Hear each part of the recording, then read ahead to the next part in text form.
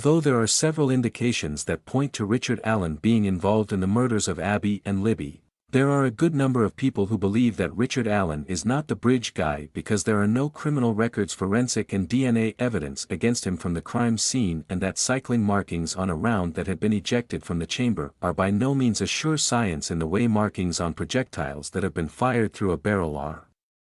Richard Allen has no criminal record. He has never shown any sexual interest in children, and no traces of searches for child pornography and violent sex have been found in his phones and laptops. He also informed the conservation officer Lieutenant Daniel Doolin on his own initiative, and at the parking lot interview told the officer that he had been present on the bridge just before Abby and Libby arrived at the bridge. A man responsible for the murders would not have done that, nor would a murderer have applied for job at CVS Pharmacy Delphi as a customer service representative with all that exposure soon after the murders.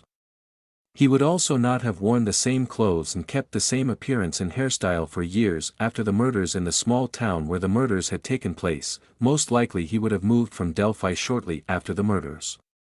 The murders of Abby and Libby and the handling of them afterwards were reminiscent of the craft of an experienced serial killer and not someone like Richard Allen, who had never killed anyone before.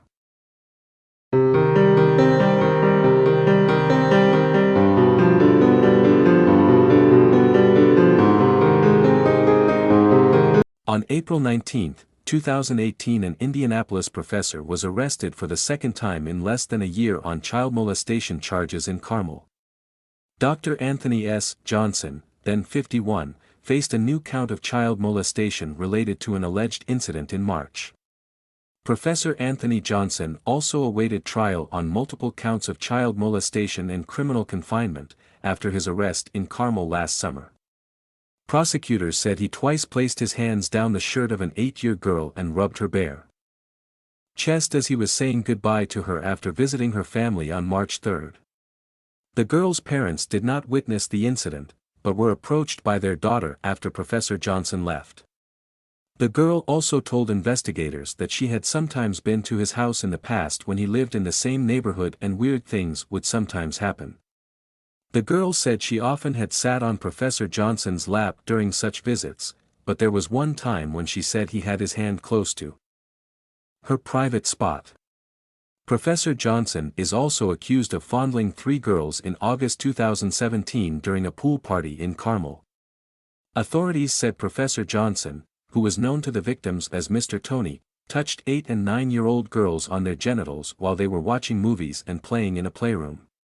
At one point he held the girls down and refused to let them leave the play area until he was interrupted by other children coming into the room. He also touched a 10-year-old girl in the genitals while she was in the pool.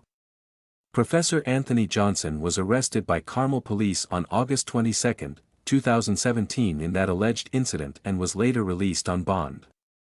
On April 13, 2018, Hamilton County prosecutors filed a motion to have his bond revoked, saying he had violated terms of his release and posed a risk to the community. While his bond was not revoked at a hearing Thursday, a judge did increase it.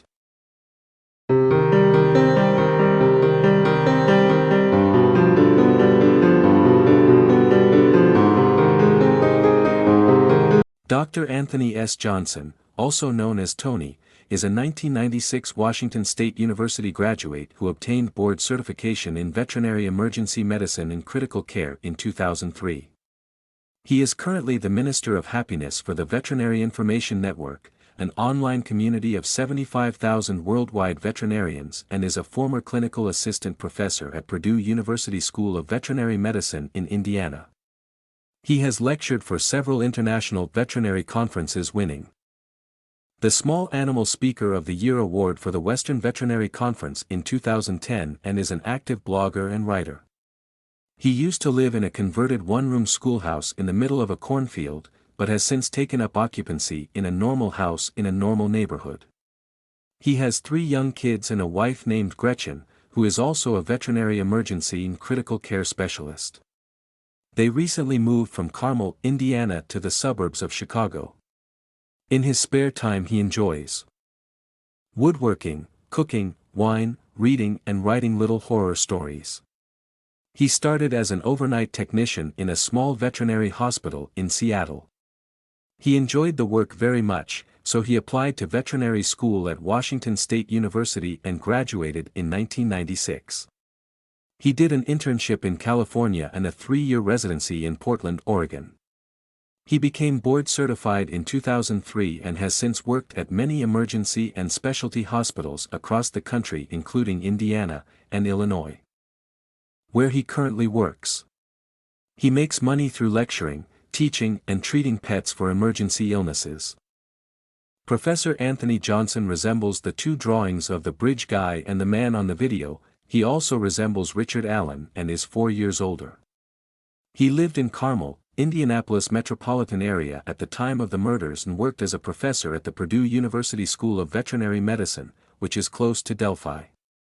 David McCain from Delphi, who has been closely involved in the development of the Monon High Bridge Trail area and was in the area when Abby and Libby were killed. He has also been an employee at Purdue University. If McCain and Professor Johnson knew each other as colleagues at Purdue University, McCain may have recommended to Professor Johnson that he uses the Monon High Bridge Trail for recreational activities. If Professor Johnson was involved in the murders of Abby and Libby, he may have participated in it as a member of Keegan Kline's pedo ring team that killed Abby and Libby. The professor has no history of violence, so it likely was another member who wielded the knife that killed the girls, and that Johnson may have assisted more in herding the girls to the killing site and filming the misdeeds. The team that attacked Abby and Libby may have used Ronald Logan's farmstead if he was involved, or McCain's corn crib as a base for the attack on the two girls, and thus avoided showing up on the hiking trail and being seen by witnesses there. McCain's corn crib would have worked excellently as a forward operating base for a pedophile ring that attacked Abby and Libby. By sheltering there they would have avoided being seen by people on the hiking trail. Only an unsuspecting and non-complicit Richard Allen would have been seen.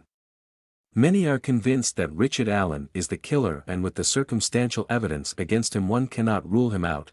He may have been involved in the Delphi murders in some way. Time will tell.